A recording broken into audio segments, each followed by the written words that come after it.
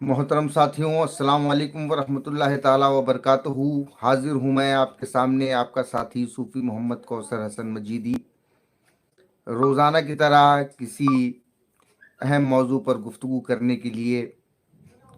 गुफ्तगू शुरू करने से पहले आप सभी से गुजारिश है कि राष्ट्रीय एकता और अखंडता के लिए हम लोग निरंतर प्रयास कर रहे हैं। हमारे इस प्रयास में हमारा सहयोग करें, हमारे साथ जुड़ें, हमारे वीडियोस को लाइक करें, ज़्यादा से ज़्यादा लोगों तक पहुंचाने के लिए शेयर करें और इसके साथ ही हमारे चैनल को सब्सक्राइब करें और साथ ही अपने तमाम साथियों और दोस्तों से हमारे चैनल को सब्सक्राइब कराएं। ये छोटी गुजारिश है और मैं समझता हूँ कि मोहब्बत का पैगाम पहुंचाने के लिए, समाज को एक करने के लिए ये एक नेक काम है जिसमें आप सभी लोगों का सहयोग मिलना बहुत ज़रूरी है। बिना आपके सहयोग के कोई काम पाए तकमील तक नहीं पहुंचाया जा सकता है। अब आइए शुरू करते हैं आज का प्रोग्राम, आज की बात, आज का मौजू। आज का मौजू है राहुल गांधी की न्याय यात्रा। साथियों, दोस्तों, जैसा कि आप सभी को मालूम है कि कांग्रेस पार्टी के ज़रिए एक यात्रा शुरू की जानी थी। आज 14 जनवरी है। आज के दिन मणिपुर से कांग्रेस की भारत जोड़ो न्याय यात्रा शुरू होनी थी। वो यात्रा आज शुरू हो गई। कांग्रेस के सरबराह राहुल गांधी, जो पहले कांग्रेस के प्रेसिडेंट भी रहे, किसी तारुफ के मोहताज नहीं, किसी परिचय के मोहताज नहीं। इनके वालिद यानी पिता श्री राजीव गांधी भारत के प्रधानमंत्री रह चुके हैं। इनकी माताजी सोनिया गांधी यूपीए की चेयरपर्सन रह चुकी हैं और मेरे ख्याल में कांग्रेस पार्टी के सबसे ज़्यादा दिनों तक सदर बनने का, अध्यक्षा बनने का रिकॉर्ड भी इनके पास है। बहरकैफ, राहुल गांधी ने आज मणिपुर के इम्फाल से अपनी भारत जोड़ो न्याय यात्रा शुरू कर दी है और उनकी जो ये भारत जोड़ो न्याय यात्रा है वो मणिपुर, अरुणाचल प्रदेश, असम, मेघालय, पश्चिम बंगाल और उसके बाद जो है वो झारखंड, उड़ीसा, छत्तीसगढ़ और उत्तर प्रदेश, राजस्थान, गुजरात और महाराष्ट्र में, मुंबई में जो है 67 दिनों तक चलने के बाद लगभग उनकी ये यात्रा समाप्त होगी। इस यात्रा का उन्होंने मकसद ये बताया है कि हमारी इस यात्रा का मकसद हम सामाजिक न्याय के लिए, सामाजिक न्याय, राजनीतिक न्याय और आर्थिक न्याय के लिए ये यात्रा उन्होंने शुरू की है। उनके मुताबिक उनकी यात्रा का उद्देश्य जो है वो सामाजिक समरसता, मतलब सामाजिक न्याय, जो लोग जो है मतलब पिछड़े हुए हैं, जिनको बराबरी का अधिकार प्राप्त नहीं है, उनको बराबरी का अधिकार दिलाना। और उसके बाद आर्थिक न्याय, यानी कि मतलब जिस तरीके से उनका कहना है कि अमीर और गरीब के दरमियान ये खाई बढ़ी हुई है, उस खाई को पाटना चाहिए और उनको भी बराबर के संसाधन प्राप्त होने चाहिए। और उसके अलावा राजनीतिक न्याय, यानी जो लोग जो है वो मुख्य धारा से दूर हैं, उनको राजनीतिक अधिकार प्राप्त होने चाहिए। ये उनका उद्देश्य है। और जिस तरह से कांग्रेस के प्रेसिडेंट मल्लिकार्जुन खड़गे ने जब उस यात्रा को रवाना किया, उस यात्रा को रवाना करने से पहले उन्होंने जो भाषण दिया था, तो उसका भाषण था कि हमारी यात्रा का उद्देश्य महंगाई से न्याय, बेरोजगारी से न्याय, वगैरह वगैरह ऐसी सारी बातें उन्होंने अपने उसमें भाषण में कही थी। अब जो अहम बात है, अब ये जो यात्रा शुरू हो गई, इस पर तमाम लोगों के अपने अपने विचार भी आ रहे हैं कि कुछ लोग इसकी हिमायत कर रहे हैं, कुछ लोग इसका विरोध कर रहे हैं। भारतीय जनता पार्टी की एक लीडर हैं, केंद्रीय मंत्री हैं, उन्होंने कहा कि टुकड़े टुकड़े वाली बात करते हुए उन्होंने इस यात्रा पर ऑब्जेक्शन उठाया। इसके अलावा और भी इससे पहले वो केंद्रीय मंत्री किरण रिजिजू ने भी ये सवाल उठाया था कि वो सैर सपाटा करने जा रहे हैं, वगैरह वगैरह सारी बातें की थी। उधर कांग्रेस पार्टी की जानिब से ये कहा गया है कि ये हमारी यात्रा कोई चुनावी यात्रा नहीं है, ये राजनीतिक यात्रा नहीं है, हम न्याय की माफ़ कीजिएगा, हम न्याय की बात के लिए जो है वो हम ये यात्रा निकाल रहे हैं। मुझे एक चीज़ याद आती है, एक सवाल है जहन में। वो सवाल ये है कि जिन उच्च कोटि के आदर्शों की स्थापना की बात कांग्रेस पार्टी के द्वारा की जा रही है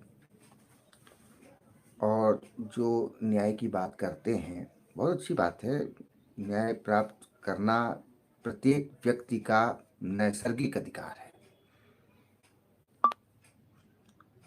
कुरान करीम में अल्लाह तबारक ताला ने काफ़ी जगह पर इस बात में कहा है, इंसाफ के बारे में, इंसाफ का हुक्म दिया गया है।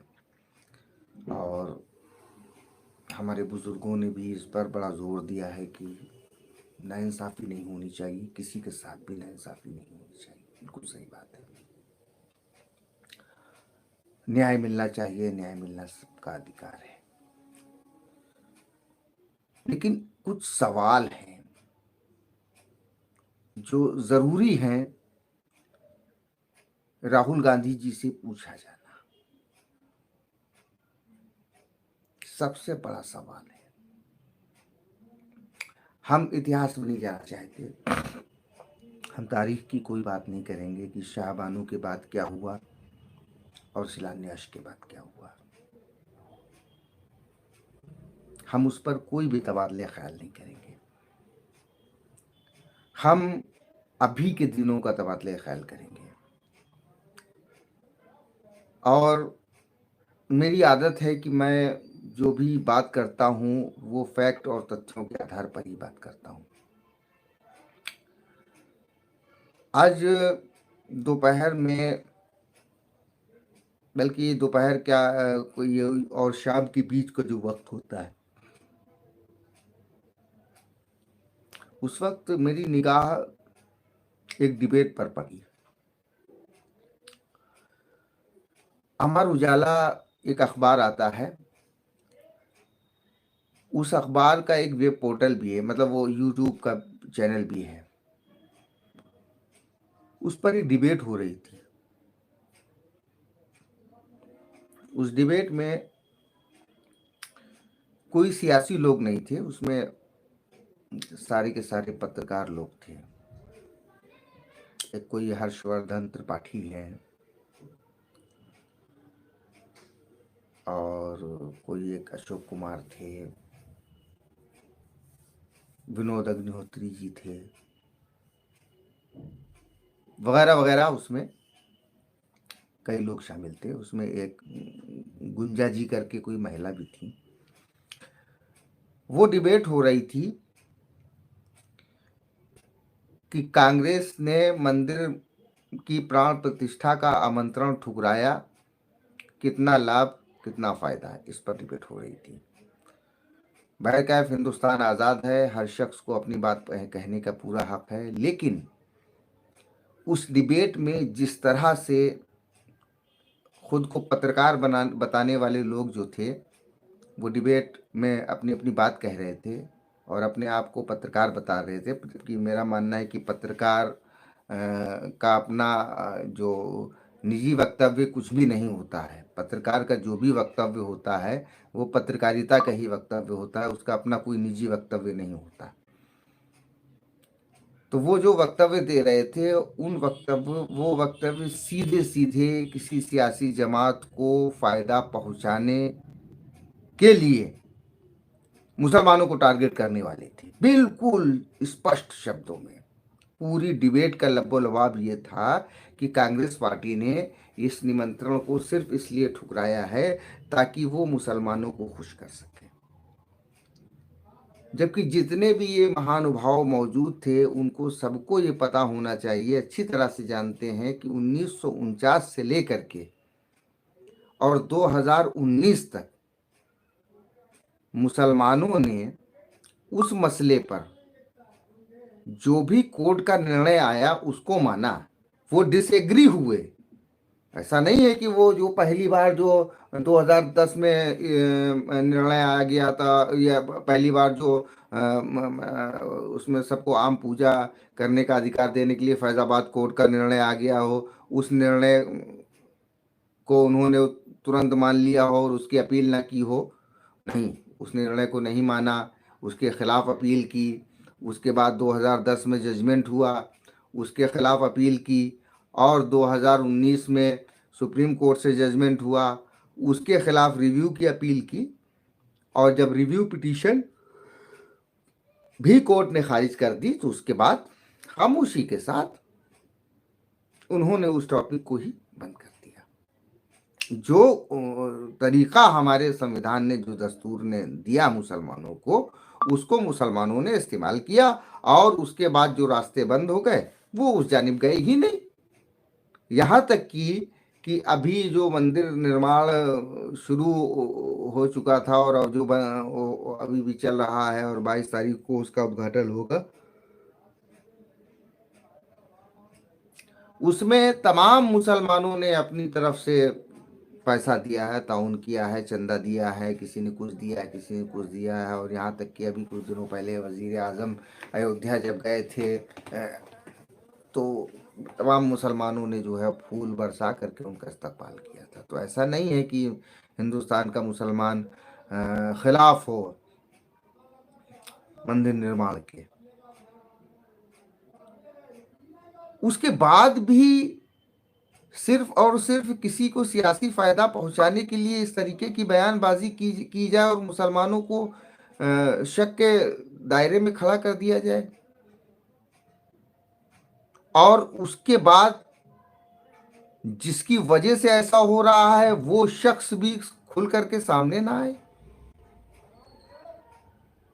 ममता बनर्जी निमंत्रण ठुकराए तो ये वो मुसलमानों की वजह से ठुकरा रही हैं, अखिलेश यादव ना जाए तो मुसलमानों की वजह से नहीं जा रहे हैं, और सोनिया गांधी, मल्लिकार्जुन खड़गे और क्या कहते हैं उनका क्या नाम जो है वो अधीर रंजन चौधरी, ये ना जाए तो ये सिर्फ मुसलमानों की वजह से नहीं जा रहे हैं।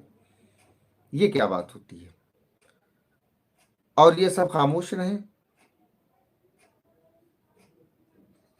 आपको याद होगा, अगर आप इसी आंदोलन के परिप्रेक्ष्य में जाए, सन 1986 से लेकर के 1992 तक और 1992 से लेकर के 2002 गोधरा तक, और गोधरा के बाद गुजरात दंगों तक जो भी मामलात हुए वो इसी तनाजे की वजह से तो हुए। अब जब वो मामला सुप्रीम कोर्ट ने 2019 में पूरी तरीके से खत्म कर दिया तो इसको बार बार उखाड़ करके ला करके और उससे कोई साथ मुसलमानों को जोड़ने का मकसद क्या है? मकसद सिर्फ ये है कि ये एक समाज जिसके अंदर कोई सियासी शऊर आज तक नहीं आया और जो थोक के भाव में बीजेपी हराने की मुहिम चलाने लगता है और खास पार्टियों को वोट देना शुरू कर देता है, सिर्फ इस बिना पर इनका शिकार किया जाए। और जिनके लिए शिकार किया जा रहा है वो खामोश बैठे हैं।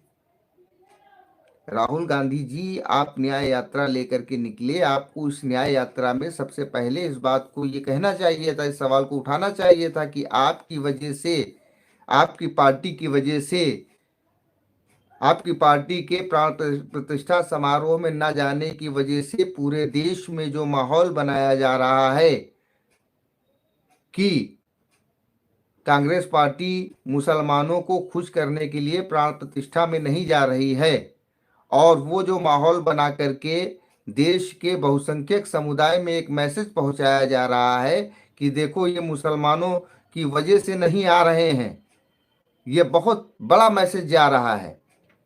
क्या आपने इस पर कोई आवाज उठाई? क्या आपने इसके बारे में कोई बात कही? राहुल गांधी जी, क्या इस देश के मुसलमान आपकी पार्टी के क्रियाकलापों के बाद, आपकी पार्टी के क्रियाकलापों के कारण प्रभावित हो रहे हैं? उन प्रभावितों को क्या न्याय प्राप्त करने का अधिकार नहीं है? आप किस न्याय की बात करते हैं?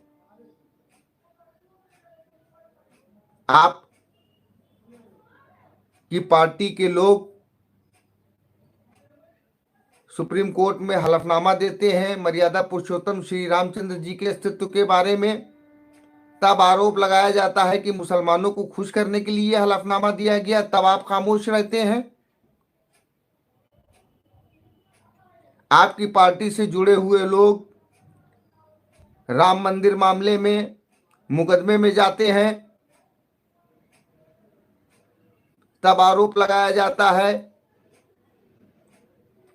कि ये मुसलमानों को खुश करने के लिए किया जा रहा है, तब आप जवाब नहीं देते हैं, तब आप लड़ाई नहीं लड़ते हैं मुसलमानों को न्याय दिलाने के लिए। कि किसी पार्टी से कोई जुड़ा हुआ व्यक्ति वकील है, वो कहीं भी किसी भी मामले की वकालत कर सकता है। ये असंवैधानिक आरोप लगाया जा रहा है, इस आरोप का भी आप जवाब देना पसंद नहीं करते। क्या यहाँ पे मुसलमानों को न्याय प्राप्त करने का अधिकार नहीं है? सुप्रीम कोर्ट में हलफनामा आपने लगाया, आपकी सरकार ने लगाया, दायरे में मुसलमान आया। आप अपनी सरकार का बचाव करें या ना करें, लेकिन आप एक बयान तो जारी कर सकते हैं, ऐसे लोगों के खिलाफ कानूनी कार्रवाइयां तो कर सकते हैं कि जो है वो किसी भी मामले में वो मुसलमानों को जोड़ने का काम करती हैं और देश के बहुसंख्यक समुदाय में ये गलत मैसेज पहुंचाने का काम करती हैं, समुदायों के बीच में विद्वेष पैदा करने का काम करते हैं। इनके लिए आप आवाज नहीं उठाते हैं, इनके खिलाफ आपका मुंह बंद हो जाता है। मुसलमान कोई निरीह प्राणी है कि सिर्फ आप लोग उसका दोहन करते घूमे? राहुल गांधी जी, आप न्याय मांगने के लिए निकले हैं, न्याय की बात करने के लिए निकले हैं, बेहतर है, अच्छी बात है, लेकिन इस वर्ग को भी आपको न्याय दिलाने की बात करनी चाहिए। बहरकैफ एक और घटना चक्र हुआ आज मुंबई में। कांग्रेस पार्टी के एक बड़े लीडर मिलिंद देवड़ा साहब ने कांग्रेस पार्टी को छोड़ दिया। मिलिंद देवड़ा साहब मुंबई साउथ सीट से चुनाव लड़ा करते थे और इनके वालिद यानी पिताजी मुरली देवड़ा जी ये कांग्रेस पार्टी से उसी सीट से सांसद हुआ करते थे और कई बार केंद्रीय मंत्री रहे, एक बार तो शायद पेट्रोलियम मंत्री भी रहे। उन्होंने आज कांग्रेस पार्टी को छोड़ दिया और कांग्रेस पार्टी को छोड़ने के बाद शिवसेना शिंदे ग्रुप को ज्वाइन कर लिया है। एक तरफ राहुल गांधी जी की यात्रा शुरू होने जा रही थी और दूसरी तरफ देवड़ा जी का इस्तीफा हो गया। तो आज की ये दूसरी खबर है। बहरकैफ थोड़ा सा आज मैं जज्बाती हो गया राहुल गांधी जी से सवाल करते करते, लेकिन सच्चाई यही है, फैक्ट यही है और इस मुल्क के मुसलमानों को भी समझना चाहिए कि ये जितने लीडर्स हैं, ये जितनी सियासी जमातें हैं, ये मुसलमानों का वोट लेना तो पसंद करती हैं, लेकिन उनके लिए आवाज़ नहीं उठाती हैं। तो मुसलमानों को भी चाहिए कि जब सियासत आपकी आवाज़ सुन ही नहीं रही है तो फिर सियासत में आप जा क्यों रहे हैं? भाई जिस मैदान में, वो कहते हैं ना, एक शेर है कि ना, कि जिस खेत से दहका को मयस्सर न हो रोजी, उस खेत के हर खोशे गंदुम को जला दो। तो जिस सियासी मैदान से आपको सियासी हुकूक नहीं मिल रहे हैं, जिस सियासी मैदान से आपको समाजी आज़ादी नहीं मिल रही है, सामाजिक अधिकार नहीं मिल रहे हैं, तो उस प्लेटफार्म को आप छोड़ क्यों नहीं देते? आप उस सियासत से बिल्कुल हट जाइए किनारे। अभी तक तो ये डिबेट्स हो रही थी कि कांग्रेस नहीं जा रही है मुसलमानों की वजह से, अब तो सारे के सारे जितने विपक्षी दल हैं उनको जोड़ दिया गया मुसलमानों के साथ कि ये लोग नहीं जा रहे हैं। अब आप इससे अंदाजा लगाइए कि साजिश किस कदर संगीन है। 14.5% की आबादी क्या सरकारें बनाती है? 14.5% की आबादी क्या चुनाव को प्रभावित करती है? बीजेपी की सरकार नहीं बनने दे रही है। ये संदेश चलाया जा रहा है कि जितने क्षेत्रीय दल हैं, जबकि आंकड़ा तो ये है कि पीक पर पहुंचने के बाद भारतीय जनता पार्टी को पूरे हिंदुस्तान में 37% वोट मिला और बाकी दलों को 63% वोट मिला।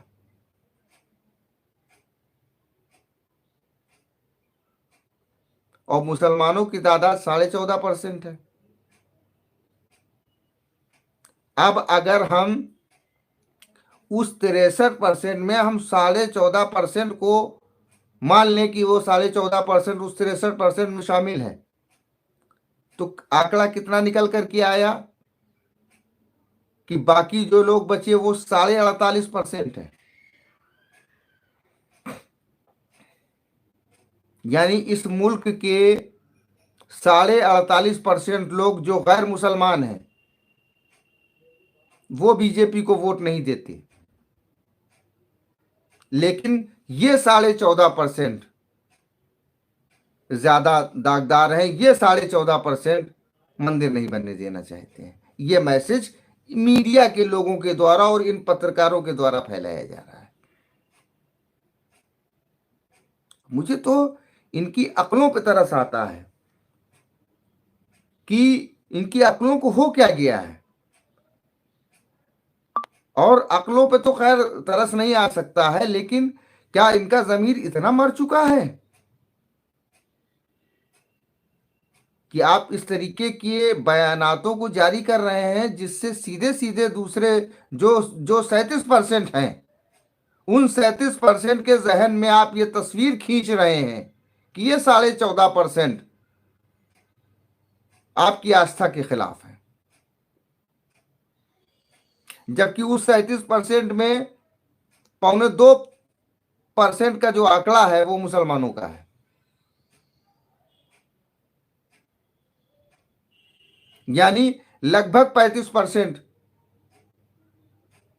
आप इस देश के हिंदुओं को यह संदेश देना चाहते हैं कि 14.5% की आबादी आपके खिलाफ है। आप कितना खतरनाक खेल खेल रहे हैं, आप कितनी खतरनाक साजिश कर रहे हैं इस मुल्क के मुस्तकबिल के साथ।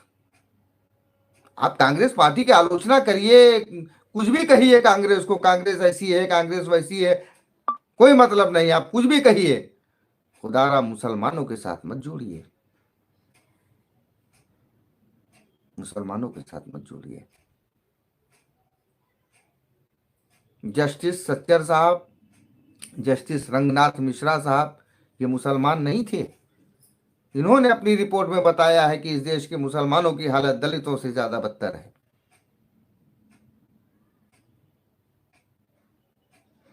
तो साहब, दलितों से ज्यादा बदतर हालत में जीने वाले लोगों के साथ आप इतना जुल्म क्यों कर रहे हैं?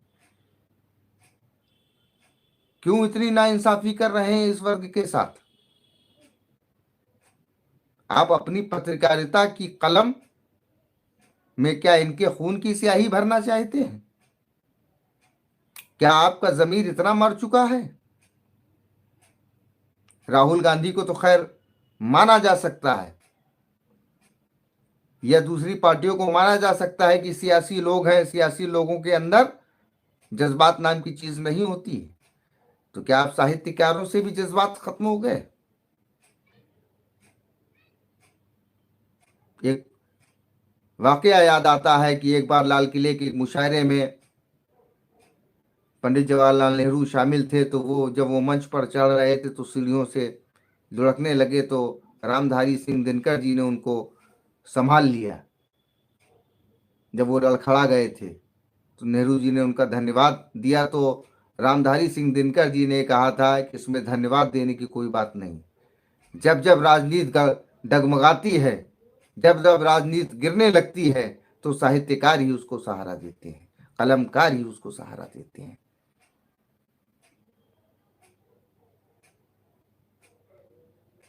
और आज आप किस तरीके की बात कर रहे हैं?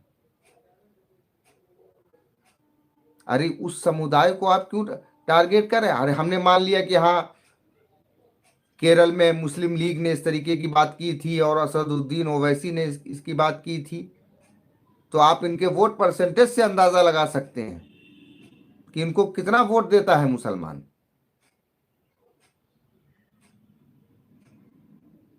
मुसलमान तो इनको पसंद ही नहीं करता, वो जहां है वहीं तक सीमित हैं।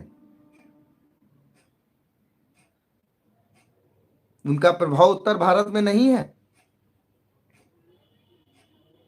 भारत के मुसलमानों के 95% लोग आज भी मुस्लिम लीडरशिप को कबूल नहीं करते।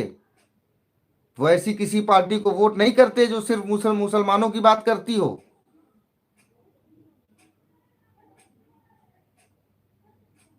लेकिन उसके बाद भी, इतने राजनीतिक बेशऊर होने के बाद भी, सियासी बेशऊर होने के बाद भी, सियासत की कोई समझ ना होने के बावजूद भी, एक आम मुसलमान मुस्लिम लीडरशिप की पार्टी को वोट नहीं देता।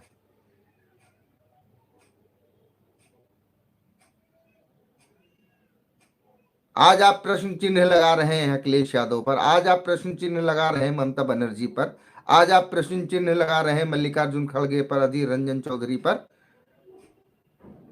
आज आप प्रश्न चिन्ह लगा रहे हैं। लेकिन ये अपने घरों की कोई रस्में, जो इनके व्यक्तिगत जीवन की रस्में हैं, ये कौन सी मुस्लिम रीति रिवाज से करते हैं? ये अपना अपना पूरा जीवन, अपना व्यक्तिगत जीवन ये तो गुजारते तो सनातन परंपरा पर ही है। तो सिर्फ राजनीतिक विरोध के लिए इनको मुसलमानों के साथ जोड़ देना, ये कहाँ का न्याय है? मेरा सवाल सियासी जमातों से नहीं है, मेरा सवाल सहाफियों से है, यानी पत्रकारों से है। और खास तौर से मेरा सवाल है राहुल गांधी जी से कि आप न्याय, मैं आपसे सवाल कतई नहीं करता। अगर आप न्याय यात्रा की बात न करते तो मैं आपसे कतई सवाल नहीं करता, क्योंकि आपने न्याय, भारत जोड़ो न्याय यात्रा की बात की है, उसमें शब्द न्याय है, इसलिए मैं आपसे मुखातिब हूं। आपने भारत जोड़ो यात्रा निकाली थी, बहुत अच्छी बात थी, सराहनीय कदम था, और भारत को जुड़ना चाहिए, बिल्कुल ये हकीकत है। एक दूसरे के साथ मोहब्बत कायम होनी चाहिए। वो तमाम डिस्प्यूटेड मुद्दे जितने भी हैं वो बैठ करके आपस में उनको हल होना चाहिए, लेकिन मोहब्बत बाकी रहनी चाहिए। अगर हम कानूनी लड़ाई भी लड़ें तो इस ज़ौक के साथ लड़ें कि उसमें भी नफरत का एक लफ्ज भी इस्तेमाल ना हो। आरोप भी लगाएं तो ऐसा लगे कि हाँ ये बात कर रहे हैं। हम वो माहौल चाहते हैं, और उसी माहौल के लिए हम लोग हमेशा काम कर रहे हैं और आगे बढ़ा रहे हैं और बढ़ा रहे हैं। खैर दोस्तों, इन्हीं जुमलों के साथ मैं अपनी बात को ख़त्म करता हूँ और उम्मीद करता हूँ कि हमारी बात पसंद आई होगी। और अगर आपको हमारी बात पसंद आई हो तो इस बात को आगे बढ़ाने के लिए ज़्यादा से ज़्यादा शेयर करें और लाइक करें और बताएं कि हम इसमें क्या जोड़ सकते हैं। और इसके अलावा हमारे चैनल को सब्सक्राइब करें और तमामी दोस्तों से साथियों से सब्सक्राइब कराएं। इसी उम्मीद के साथ कल फिर इंशाल्लाह हाज़िर होता हूँ आपके सामने। तब तक के लिए अस्सलाम वालेकुम वरहमतुल्लाहि वबरकातुहू। शब बख़ैर।